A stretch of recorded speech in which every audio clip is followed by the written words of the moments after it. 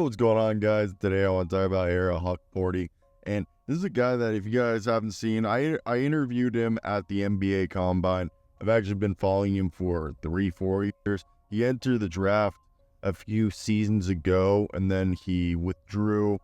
Continued to play in pro ball, then popped his Achilles, returned to Melbourne. He played 2 years with Melbourne, and then he ended up right before the NBA season. He was playing in Germany, or had gone to Germany. I believe it's the team that was Mr.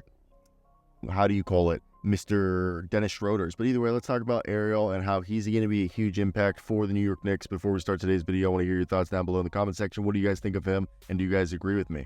So going into the season, he was coming off a year where he had averaged basically 8, 7, and 1.5 blocks for out in overseas, and he's a guy, as you guys can see, he's huge. He's got decent ball handling skills for a big, and he's a guy who's gonna just dunk anything he can. He's got a non-stop motor, and I think his shot blocking ability, his ability to run, pick and rolls as a screener and be a lob threat is evident. So I just wanted to put that out there. I think he's a really good player.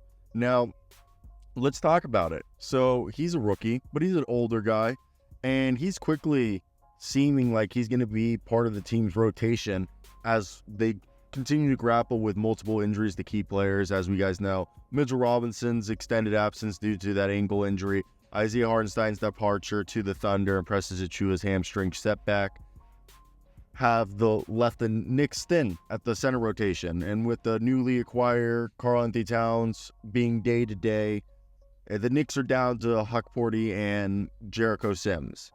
And Sims, at this point in his third year, has lack of an impact that has prompted head coach Tom Thibodeau to explore other options, which I said all offseason would seem to be the case. And Hukporti has been given real chance to contribute. Despite obviously seeming limited minutes, 10 minutes a night in 6 games, I think he's starting to show that his defensive instincts, ability, are something that aligns with the coaching philosophy of Tom Thibodeau. The Knicks under Tom Thibodeau obviously place a premium on defense, but especially with rim protection and defensive discipline, as Hukporti's 5.6 block percentage shows his ability to disrupt, shots at the rim. His opponent's effective field goal percentage drops by 6.5% whenever Hukporti's on the floor, while their field goal percentage at the rim plummeted by 27%. This reduction in high percentage scoring opportunities with Hukporti on the floor, yes, again, it's, through 6 games, shows his impact as a anchor in the paint and complements the Knicks' defensive scheme, as they can rely on him for solid rim protection to funnel offensive players into contested interior shots. Then rebounding is another reason why I think Hukporti's presence is there, is his individual rebounding numbers are modest at 2.2 per game. His on-court presence has indirectly influenced the Knicks' rebounding stats. The team defensive rebounding percentage rise by 6.4% when Hukporti's active, mitigating some of their challenges in securing defensive rebounds. Despite the Knicks' struggles overall in offensive rebounding, 32.7% by opponents, Hukporti's influence could gradually improve the team's rebounding efficiency as he plays more. And offensively, yeah, his role is limited, but his shooting stats, 50% effective field goal percentage, and just, shooting inside, and his low usage rate of 11% shows that those numbers are going to go up because he's taking high percentage shots around the rim. And it's just, again, this is him being able to benefit from these low risk, high reward plays that the Knicks need for efficient scoring in the front court. With the Knicks currently ranked high in points per possession, 118.2, maintaining the offensive flow with unnecessary turnovers is key. And right now, Hukporti's turnover, rate is high, but that's just like him just getting the minutes, and I think that's just going to go down. But in a broader context, the team personnel, I think, is fit well for a guy like Hukporti to go in because, surrounded by skilled perimeter players, Josh Hart, Mikal Bridges, OG Anunoby, this allows Hukporti's role to become that of a true rim protector that can complement their defensive coverage. So the Knicks already rank high in overall team defensive metrics, with Bridges and Hart contributing to their defensive success right there. Hukporti's potential as being that guy off the bench as an interior enforcer is, I think, another layer of security in the paint, and it's just going to make that they have, a guy to go to when Karl-Anthony Towns sits. And with Tom Thibodeau's coaching style also favoring defensive-minded bigs who prioritize shot blocking and rebounding, traits that Hukporti naturally possesses, and given Thibodeau's history of trusting defensive specialists, especially when they show promise in shot altering and rebounding, Hukporti is an ideal fit for this system. Now, the Knicks' current lineup also includes several efficient shooters: Towns, Anunoby, Bridges, Brunson, Deuce McBride, which again allows Hukporti to focus more on the defensive responsibilities without needing to be a primary scorer. And on offense, he just needs to focus on setting screens and positioning himself for rebounds.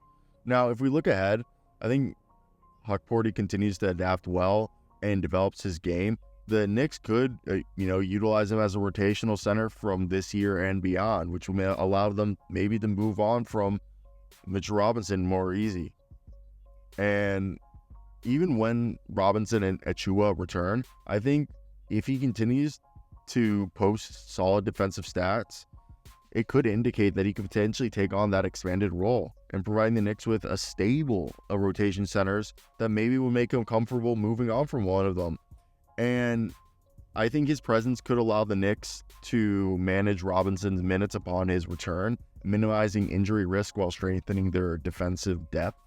In terms of how the season could unfold for Hukporti, if he keeps his defensive performances up and reduces the turnovers, he may secure regular minutes for this team, especially in the defensive rotations. Should he refine his offensive game, particularly in the pick and roll situations with Jalen Brunson, Mikal Bridges, Deuce McBride, Hukporti could become a valuable, piece in the second unit. So his development could grant the Knicks a flexible lineup that adapts to different opponents' strengths, boosting their chance of maintaining their current standing near the top of the Eastern Conference.